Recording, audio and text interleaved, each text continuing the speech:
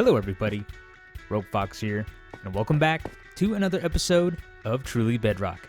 This is episode 34, and at the moment it is nighttime because, for some reason, over the last couple of days, our one-player sleeping system has been broken, which means all of us who are on the realm actually need to be in bed at the same time.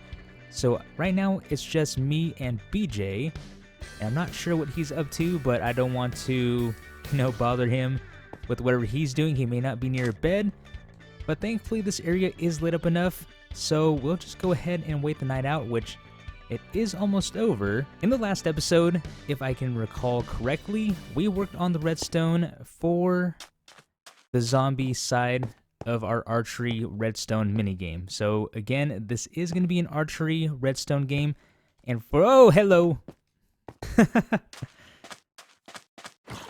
He almost snuck up on me there. Nice try. Nice try. Good thing I go to this camera angle and I saw the husk, but I thought there was a creeper wandering around here somewhere. Yeah, the sooner daytime can get here, the better. Now, before I was almost taken down by that husk, what I was saying is the redstone that we worked on in the last episode was wiring up the teeth, if I remember correctly, for the zombie, and then we also added the bell. Now, in between episodes, I have been streaming over on Twitch, and on Tuesday's stream, I worked on the redstone back here, and I will show you what this does exactly. And then on Thursday's stream, this past Thursday, I just worked on this redstone circuit down here. Now, again, the point of this game is to have a bow and arrow. The player is going to stand up there, and then they are going to shoot at these buttons and knock out the teeth. And again, they will be competing against another player if they want to. And as soon as this last tooth gets knocked out, and it doesn't matter what order they get knocked out in, this is going to reset. And then what we wired up in Tuesday's stream was the eyes are going to switch to glowstone to give a visual indication that this player has won the round, and that can be seen by player 2. And vice versa, and we are going to work on the redstone for the other side for this episode, and Slack is back. All right. So let's go ahead, and I also, like I said, added a counting system in Thursday's stream. So what this is going to do is this is going to be the best 2 out of 3, and then once a player wins a round, they are going to get 1 point, and then they're going to go around again, and they get 2 points. And if I wire this up correctly, it should reset back to 0. So let's go ahead and knock this tooth out like they won.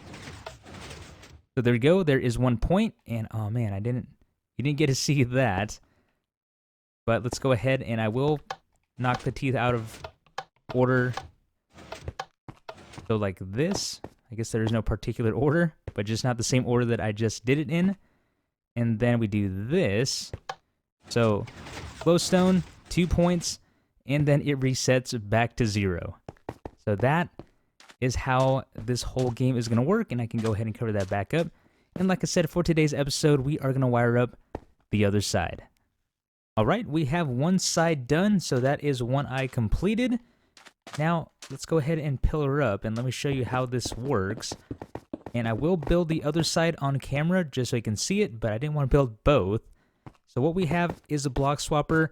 And this is, if not the same block swapper I used for my spooky piston door that I made for Mumbo, the Dracula door. If it's not the same circuit, it's pretty close to the same circuit that I did. So for my Dracula door, I had the eyes switch out to netherwort blocks, so they would look like bloodshot eyes. So, there is a little bit of lag right there. It is pretty much using the same block swapper, so we can see these are going to be the eyes. Here's the glowstone, and once this gets powered down below, but to simulate that, I have this lever, we flip it, and it happens very quickly, but we do have a swapping of the blocks there, so glowstone will be showing on that side, and then we flip it back, it'll go back to showing the eyes. So this circuit is very simple to make. What we're going to do is have our 2 blocks here that are going to grab our eyes, and we do need to bring our eyes back just 1 block, and let's see where those went. As I actually had room in my inventory to grab those, we're going to put our eyes right here. Now, the reason why I'm using glass right here is because I don't want this redstone to power these pistons like that. So these are going to be transparent blocks. Therefore, these pistons are not going to be powered when we get redstone here. It's only going to power this piston, and then the piston we are going to place right there. And because this is Bedrock Edition, you can see that redstone connected right into that piston, which is always a very nice feature to have. I love it. Now what we're going to do is, let's see if I can build down. So we want that to be there. Temporary block up, and I've been using cobblestone. I normally use colored wool in my tutorials, but I just have a lot of cobblestone on hand, so that is why I'm using that. So what's going to happen is right now, that's going to get powered. That's going to power that redstone. And again, we are going to use a glass block to bring the signal up because that allows it to pass through, as you can see right here. And then we want to have 2 blocks right here with redstone dust. And let's go ahead and make a little bit more redstone. Go ahead and turn that off for now. So you can see, actually, we missed a part. I did that when I was making it last time too. So we actually need these pistons to be extended, as you see right there. This is how it needs to start out. So we are going to place blocks like this. Redstone dust, that is going to be powered by the redstone block, and these are going to extend. Go ahead and knock out the excess blocks we don't need. Okay, there we go. So now if we flip the lever again, it's going to retract, and then this redstone line is going to power the pistons to extend down.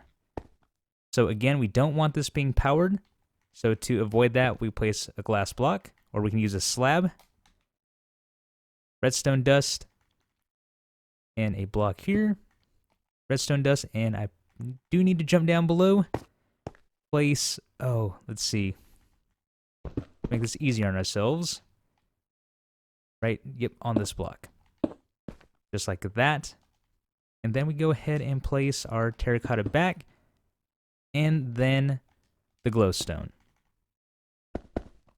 And like I said, it's very simple. So we flip it. There is the swap. Man, we are getting some serious lag on here. What is Slack up to over there? And there is that. So there we go. We have the eyes completely working. Now let's go ahead and remove this. I'll demonstrate it over from this side. So again, eyes, we are going to knock out the teeth. Again, it doesn't matter what order we do it in. Press it. Oh. Okay, good thing we checked that out. Got a little bit of an issue there. So let's see. Let's see what this is. So we can go ahead and pillar up. I bet you I forgot to place redstone on top. I have things above my head. Probably forgot to place redstone. Yep, I forgot the redstone right there. So there we go. Problem solved. There we go. Always gotta make things a little bit more complicated than they need to be. So again, we'll press these, knock the teeth out, and then there we go. So we get the eyes and then the teeth reset for the next round. Now that we have the eyes wired up, it is now time to place in the scoring system for this side. So let's get the easy part out of the way and place in our redstone lamps. And for those of you who saw my stream on Thursday, we pretty much spent the whole stream wiring this up, tearing it apart, rewiring it, because I kept placing things in the wrong spot. And at one point, I actually had to go to my redstone world to see how I did it because I just wasn't figuring it out. So we spent, pretty much the whole hour and a half trying to wire up that circuit that we're about to do here. So thankfully, since I've already done it once and I can just look at how I did it right over there, this should go by a lot quicker. So what I'm going to do now is dig it out and go ahead and place in the circuit. And I do believe I need to go about 4 blocks down. Alright, this is what I have so far. We have the redstone torches set up and ready to go to activate our blocks, our redstone lamps for the scorekeeping. And then we have ourselves our monostable circuit down below, and what that does is allow the whole system to reset. So I will quickly explain. So we have our whole system, and for this we are using the redstone mechanics from composters. So for those who don't know, a composter goes up to 7 levels before it resets and turns into bone meal. And with that, we can take a redstone output from it. So the first level is going to be an output of 1, 2 is 2, 3 is 3, and so on and so forth, all the way up to 7. So 7, and then it does reset back to 0, so that is good for a counting system. So we are going to use that mechanic for this, and what's going to happen is we have 1, 2, 3, 4, so this is at the 4th level to give us this output here, and that powers the first counter, or the first lamp. And then this one is set to 5, this is at the 5th level, and then that will power this, giving us our score of 2. But once this redstone is activated, this powers the dropper for our monostable circuit, powers the redstone line one more time, and switches it back to our glass block, giving it a count of 0. So hopefully that made sense. I'm sure I lost a lot of you explaining that, but let me go ahead and quickly explain or demonstrate. So again, we have it set to 1. We're going to press it. And there we go. That is what the monostable circuit does. It is going to reset the whole thing. So that is what we have set up so far. Now what we need to do is build the piston feed tape. Now for the piston feed tape, what we're going to do is place a piston facing in this direction. And I have to remember this is a mirror image of the other side. So I think that means the sticky piston needs to go here. Piston there. And then a piston. Oh, that was interesting. Piston there. Yep, I believe that is correct. So then from here, what we can do is place redstone dust on top. So that's going to power these. And then from here, we can go ahead. I don't think I have the repeaters I need. We just need to craft up a couple more repeaters. Redstone dust here. And then let's go ahead and grab those repeaters and make sure I don't break things I don't need to be breaking. So we have ourselves, like we're going to need another redstone torch. Make that real quick. Torch. And then be able to see our repeater here. I think. There we go. 2 repeaters. Perfect. So the one above the sticky piston, or off to the side, needs to be set to 4 ticks. And then this one needs to be set to 2, which is going to power that block, which is going to power that redstone. And then all we do is throw a block on top of that. That should be all good to go. So if we place a button here. Yep, everything looks good. So again, what we want to do is start with a count of 0. So we can use transparent block. That way, because if we have our composter here, and we have a solid block, the comparator is actually going to pick up the signal from here through that solid block. So that's why we have to use a transparent block. And then we can go ahead and place this one. Remember, this is backwards. So this one needs to go here, I believe. So what is going to happen? That's going to go to here. Give it a test. Okay, so that would be our level of 4, which would power the first one. And I don't think I have enough pumpkin pies. Nope. And then if we press it again, that's going to go to 5. And then it's going to go back to 0. So this is all working perfectly. Let me go ahead and make a few more pumpkin pies.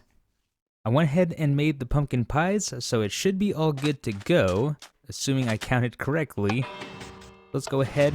This is going to be our score of 1. So we need 1. And then you can see our redstone output right there. 2, 3. And then when we hit 4, that one's going to light up. And there we go. There is our first point. And then, ooh, I almost placed it into that one. And then this is going to be for our second point. So 1, 2, 3, 4, and then 5. And all of that right now was just the monostable circuit going off. So let's see. So there's 1 point, and again, we get our second point right here. That powers a monostable circuit, which powers this redstone line via redstone torch tower right there. So that's going to invert and turn back on and power this one more time. And the timing is... the timing off? Nope. Okay. It's all good to go. Let's just check it one more time. So 1 point, 2 points. Okay, that's what I was concerned about. So I think I didn't add the delay. Yeah, we need a 4-tick delay on this repeater. That should solve our issue. So again, 0, 1, and then 2. Okay, and then it finishes back with the glass, just like the way it should. So there we go. All of this is working perfectly. Okay, everything should be all done, and let's see if we have ourselves a working game. Now these two, I guess they would be modules, each one, with all of its circuitry. This is its own independent circuit, or overall build, and this one also. So if one person wins, which we're going to go ahead and just make sure everything works. Eyes, score, reset. Okay, and this person didn't finish. Guess it's up to the players if they want to finish or not, or if they just want to call it quits. And looks like I smashed a bunny while these were going back up. But it's up to the players if they want to let the second player finish. And that one works as well. Now, I'm not sure why this one gets a double ring and this one didn't. But either way, it's working.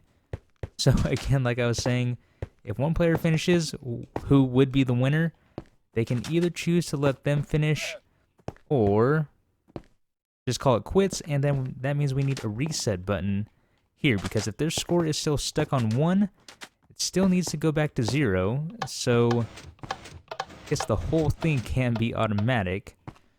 So they finished, their score reset, but they're still stuck on 1. So I guess what they would just need to do, I guess what they can do is just come up and push all the buttons here, and then it is going to reset itself.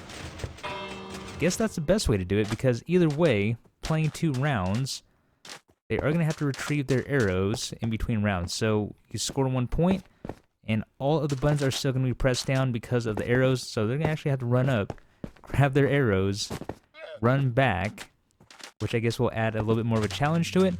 And then they start their second round, shoot all the teeth out again, and then get their second point and win. So yeah, all that to say, I think we have ourselves a working game. This is completed. With the game being 100% done, and I'm so glad we actually finished a redstone game, because the Pyre Maze is still a work in progress. And with that, I also have another idea for a redstone game which we can place in this area. And eventually, I think this whole area is going to turn into Rogueland or Foxland or something like that, just a play off of Disneyland, like Tomorrowland, Adventureland, and I forget the other ones. But we pretty much have this whole side of the gaming area claimed, so we might as well make it our own. But going back to the game, it is done. I'm so glad we finally finished this, and I'm really happy with the way it turned out. I added a lot more bits and pieces to make it a little bit more exciting, a little bit more fun. Again, with the audio and visual indicators of winning and also the scoring system. Now, the only thing left to do is to add the instructions on how to play. And I also need to decorate this area a little bit more, but that will be for another time. But we do need to add some instructions, and I also need a name for this game. And I can't think of a clever one right now off the top of my head. So, what kind of name do you think this game should have? I'm really curious to see what you all come up with. So if you come up with a name for this game, let me know it down in the comment section below. I would really love to see the names that you guys come up with down there. And maybe we can pick one of those or put it to a vote or something like that. But yeah, I just can't think can't think of a clever name for this game at the moment. So, with that being said, we are unfortunately all out of time for today's episode. And yeah, we got a lot done. It didn't seem like it, but this actually took quite a bit of time to wire up, especially running around gathering those resources. But again, well worth it because we have a completed game for the gaming area. So once again, this is the end of today's episode, everyone. I really hope you guys enjoyed. This has been Rogue Fox, and I will see you later.